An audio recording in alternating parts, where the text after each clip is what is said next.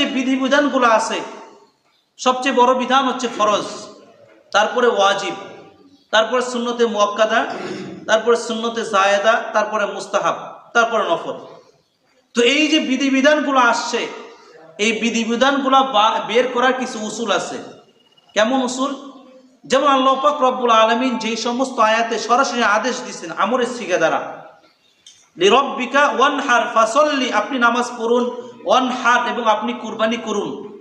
তো এই সমস্ত বিধিবিধান যেগুলো আছে আমর, এগুলো হয় ফরজ হবে না হয় ওয়াজিব হবে।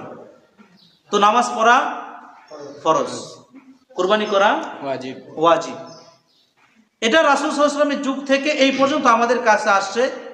এর মাঝখানে কোনো মুফতি বা কোনো ফকিহ বা কোনো মুফাসসিরে কিরাম কুরবানিকে ওয়াজিবের নিম্নে, যেমন সুন্নতে মুআক্কাদা বা মুস্তাহাব বা সুন্নত বলেন নাই।